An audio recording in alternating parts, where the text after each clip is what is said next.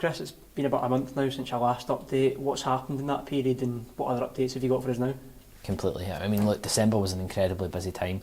There's quite a lot to update the fans on, and we can do that. We'll also try and do this as a monthly thing going forward. I know we did it last month, but continuously now we'll try and do a monthly update for myself, just to give fans an insight into what's been happening off the pitch, because it's quite, I think it's quite important that we try and do that.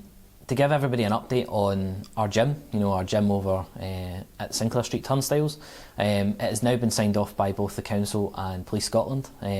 Whilst social distancing changing measures are in place, it will basically house the away teams going forward. We've since had an agreed safety plan in place which allows us to do that without closing off access to the Sinclair Street Turnstiles and the stand for fans. So I know that during Inverness there was some disruption to the turnstiles and the stand. That won't happen going forward for the games going ahead, so that's good.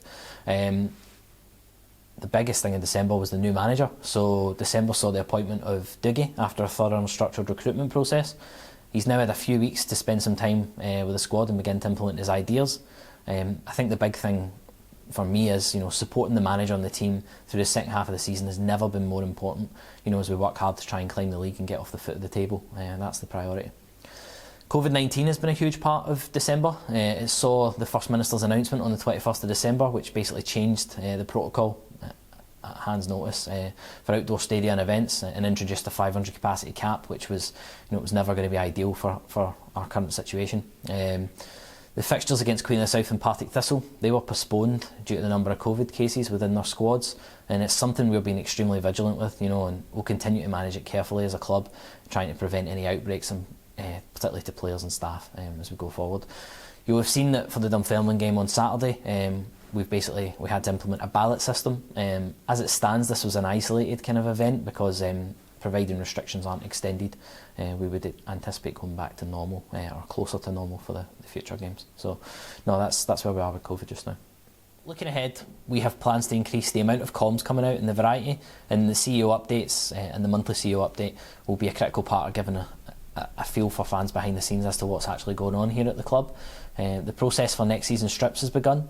December saw us carry out a successful tendering exercise, and on the subject of merchandising, we are really wary that we need to consider improvements to the levels and the variety of merchandise that we offer. This is something that we'll be working really closely with Smiths to do over the coming months. Remembering as well that this season marks 100 years since our Scottish Cup win, and we've not only got the fourth round against Motherwell away kicking off on the 22nd of January, but a reminder that obviously our centenary kit, that's readily available, and if you haven't picked one up, I'd encourage you to do so.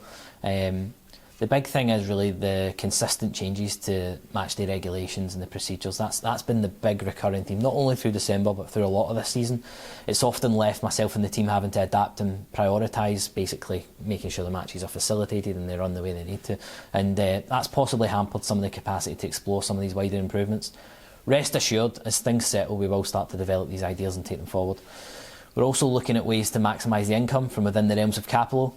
As restrictions ease, we have plans to utilise the space and the ability for businesses and corporates to use areas such as our boardroom or our lounges, and just really start to make use of the space within capital when it's available and maximise the income we can get from that. I know that MCT carried out a supporters survey in December, and I really look forward to reading the results and the contributions and feedback when that's sent to me at the end of the month, and really learning and discovering what things are really important to our fans, and taking that on board.